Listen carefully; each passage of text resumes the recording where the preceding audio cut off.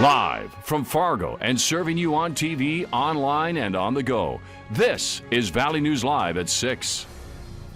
Portions of the valley were hit hard last night with severe storms. From Carrington to Thief River Falls, many woke up to uprooted trees, downed power lines, and collapsed buildings. Valley News Team's Courtney Lockie traveled to the Northern Valley this morning and has an inside look at the damage. Cleanup is far from over in Argyle, Minnesota after storms rocked the valley Friday night. Well, first we saw some clouds coming from the west. We're like, we're gonna go storm chasing. I wanted to hop in a pickup. He's like, let's go in a golf cart. We raced back here once it got bad, and then we could see this tree down, and then we went through my garage and we saw the whole backyard. The tree was like a foot away from the door, just barely missed the house. Cody and Logan started cleaning at 6 Saturday morning. They aren't the only ones with work to do. 4:30 this morning, I went to Grand Forks to pick up the equipment, and we've been at it all the time here. It was nice and calm, and then all of a sudden the wind just picked up and trees were falling and the branches are heading down the street. The strong winds moved more than just tree branches. It also carried the school's bleachers. A lot of damage around town, trees and the elevator and so forth, so I've never seen anything like it before. And this elevator collapsed. The roof caved in with 2 people inside. Neither were hurt. And just outside of town, 2 grain bins ripped apart and thrown several feet. I've lived here since 1973, and this is the worst damage I've had in this end of town, at least. It was really, really scary. Luckily, there was no hail with it, because the hail would have been like bullets. Some areas in the Northern Valley saw wind speeds of over 100 miles per hour.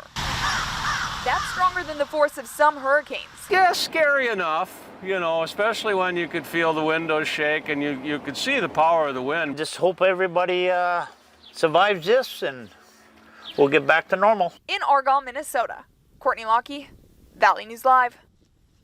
Candu saw wind gusts of 115 miles per hour. The Devil's Lake area saw 101 mile per hour gusts, and Grand Forks was 68 miles per hour with reports of tree damage. On the other side of the storm, heavy rain caused significant flooding in parts of Carrington last night.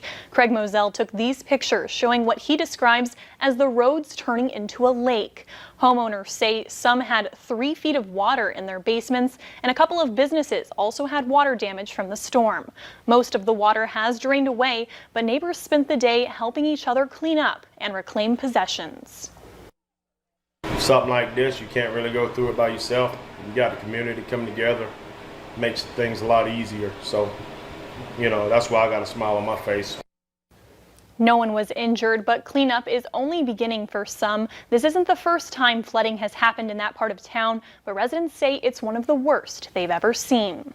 I'm hoping for a much calmer weekend after last night. Let's get the latest from Justin in your First Alert forecast. Justin? And thank you, Katie. Good evening, everybody. Yes, we are a lot calmer than this time yesterday. The good news is most of us are seeing mostly sunny to partly cloudy skies out there, but there are a few areas of shower or thunderstorm activity.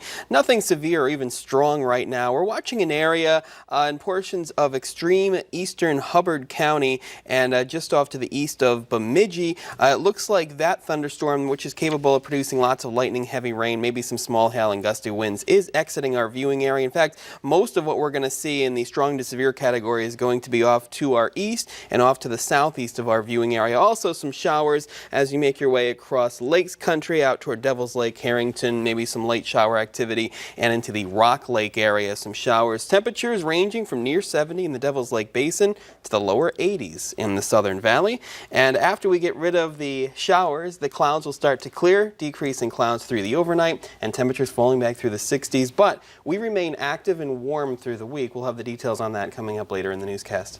All right. Thank you very much, Justin, for that update. Highway 75 is now back open after it was forced to close due to heavy smoke from a fire at the Moorhead Waste compost site. Crews responded to the fire around 4 p.m. yesterday. Moorhead and Dilworth fire departments battled large flames into the night. Officials announced Highway 75 was reopened this morning after the fire was put out. State health officials are reporting 116 new cases of COVID-19 in North Dakota today. This brings the active case count to 788. There are no additional deaths being reported, the number remaining at 90. Currently, 38 people are hospitalized due to the virus. 4,029 people have recovered to date. In Minnesota, the state health department is reporting another 464 confirmed cases of COVID-19. There are also 5 new deaths linked to the virus. In total, 1,538 deaths have been linked to COVID-19 in Minnesota. 265 people are in the hospital, while 39,310 are listed as recovered. In the U.S., the number of confirmed coronavirus cases has climbed above 3.6 million infections, and close to 140,000 people have died. Michael George reports from New York on efforts to slow a summer surge across much of the nation. The coronavirus continues its relentless march across the U.S. Florida announced more than 10,000 new cases were confirmed Friday. The city of Miami's new mandatory face mask policy kicks in Monday, carrying fines of up to $500. Dr. Michael Sogg, who treats COVID-19 patients in Birmingham, Alabama, had the virus in March. Walking down the road and I don't see people wearing masks and I see a total disregard for what's going on in the world around them, I feel compelled to shout from the rooftops what I'm seeing. 18 states are in a so-called red zone, according to an unpublished report prepared for the White House Coronavirus Task Force. Obtained by CBS News, the report says states seeing large spikes should take more stringent and consistent steps to slow the spread. We've got to do it across the board in those areas. This is serious business.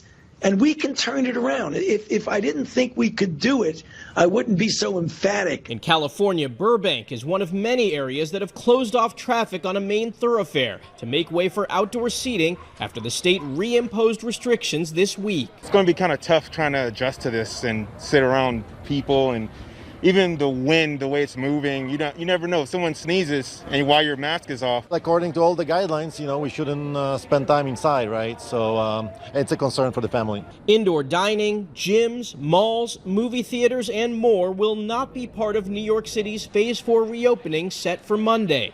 Despite that, Governor Andrew Cuomo says it's inevitable his state will see a second wave of the coronavirus.